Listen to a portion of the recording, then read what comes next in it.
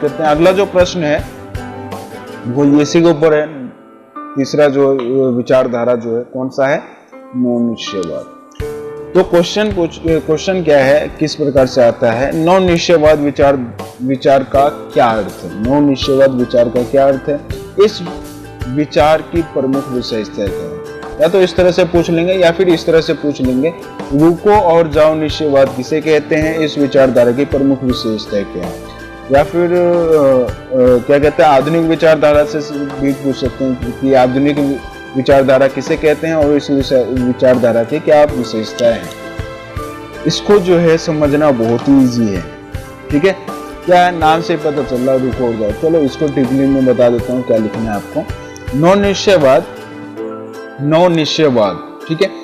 इस विचारधारा के अंतर्गत जो है प्राकृतिक और मानव दोनों को जो है महत्वपूर्ण माना गया है, ठीक है।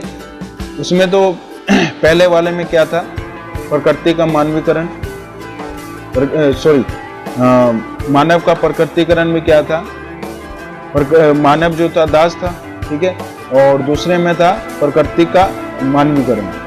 प्रकृति का मानवीकरण में क्या था कि भाई उसको समझने लग गया प्रकृति को, और उसको अपना जो भी है संभव मतलब कि अपना जो भी मतलब कि प्रकृति को अपने अंदर में रखने लग गया, ठीक है।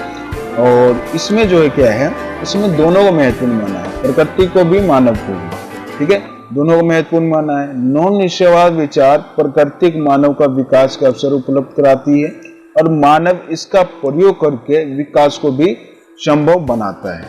लेकिन प्रकृति ने इस अवसर पर एक सीमा निर्धारित कर रखा। मानव कर सकता है लेकिन इस पे भी क्या है, सीमाएं हैं, ठीक है। तो इस प्रकार जो है मानव पर्यावरण मतलब कि पर्यावरण को नुकसान किए बिना वो मानव अपना विकास कर सकता है। आप प्रकृति का अवसर प्रदान मतलब कि उसका उपयोग कर सकता है, लाभ ले सकता है, लेकिन बिना पर्यावरण को नुकसान किए बिना।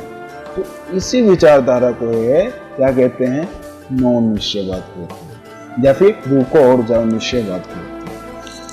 नौ निश्चयवाद विचारधारा को जो है 1920 में ग्रिफिथ टेलर, ऑस्ट्रेलिया के भूगोलवेत्ता ग्रिफिथ टेलर ने इसे प्रस्तुत किया था। उन्होंने इस विचारधारा को जो है निश्चयवाद तथा संभावनावाद के दोनों के बीच के समझौते को प्रस्तुत करता है ये, क्योंकि मानव जो है मानव और प्रकृति के संयुक्त के प्रयास के बिना विकास होना असंभव है, संभव ही नहीं है भाई, ठीक है।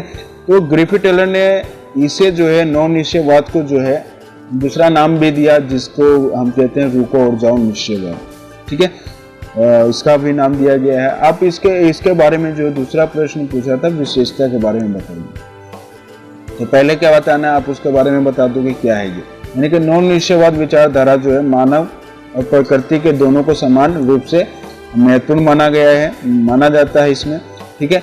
दूसरा पॉइंट बता देना है किसने इसका समर्थक किया था, ठीक है। तो इसमें इसका समर्थक कौन किया था, ग्रिफिथ टेलर ने किया था और फ्रांसिस बेकन ने इसका समर्थक किया था।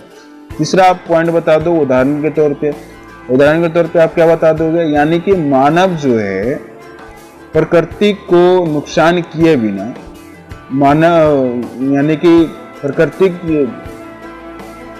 उदाहरण के तौर पे क्या बताना है, जब भी मानव ने प्रकृति का जो है नुकसान किया है या फिर उसके ज्यादा गहराई जाने की कोशिश किया है तो वहां पर प्रकृति का आपदा झेलना पड़ा है, ठीक है। तो यह बता देना। उसके बाद जो है यह विचार आज भी प्रचलन में है, इसीलिए जो है इसे हम आधुनिक निश्चयवाद भी कहते हैं। तो इसको 3-4 नाम हो गया। पहला हो गया आपका क्या हो गया बताओ, पहला हो गया नौ निश्चयवाद, दूसरा हो गया रुको और जाओ निश्चयवाद, और तीसरा हो गया आपका आधुनिक निश्चयवाद। ये 3 नाम से इसे जाना जाता है, क्योंकि और इसका जो है समर्थक किसने किया था, जो प्रस्तुत किया था 1920 में किया था, ग्रिफिथ टेलर ने किया था।